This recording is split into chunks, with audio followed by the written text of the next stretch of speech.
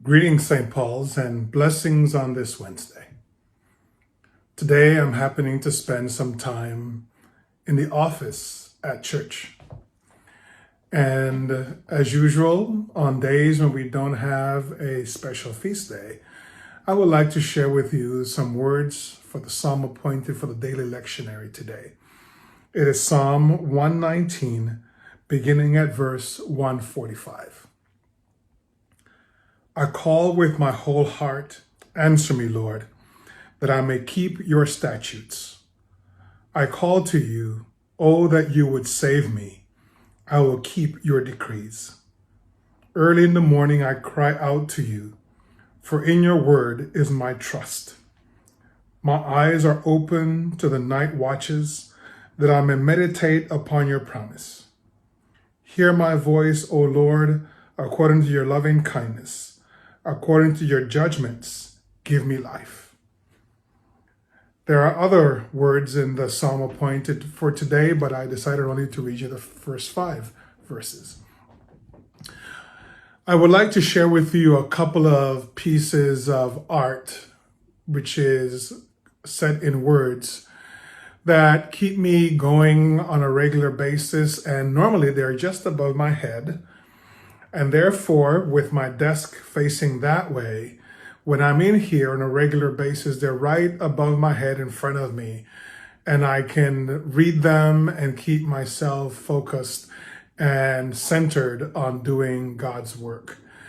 Let me share with you now. I'm going to turn around and look at them so I can actually read them for you. One of them is a Serenity Prayer.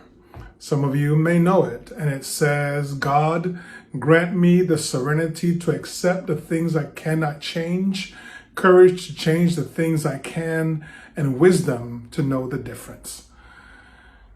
As a leader in the church, it is always good to know that the things I cannot take care of, God will. And the things that I can take care of, God will give me the strength and the courage to do them. The other one is the Great Commission.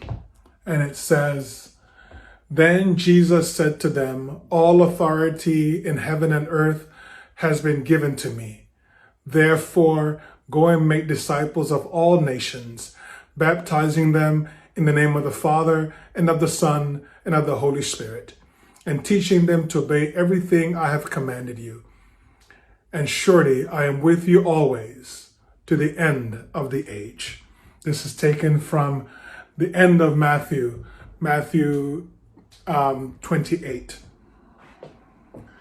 These are the words that give me courage on a regular basis. One of them is directly from the Bible, and the other is not biblical, but very well known and fundamental to how we are called to live into what it means to be a disciple of Jesus.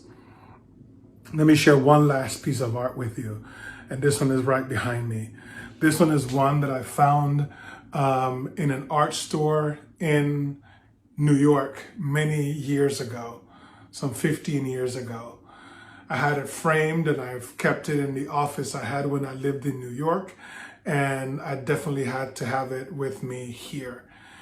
The name of this piece of art, that many of you have heard me make reference to it before, is And God Saw. It is an image of the crucifixion as it might have been seen from above, as we would say, from the eyes of God.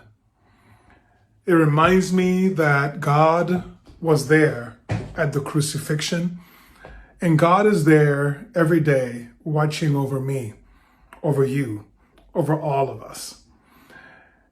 And it is with those things in mind that I wish to encourage you to remember that God has called you to be a disciple, that God is there to take care of the things that you can't, and that God is watching over us at every moment, every step of the way.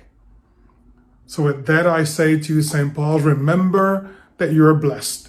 Remember that you are loved. Remember that you are cared for.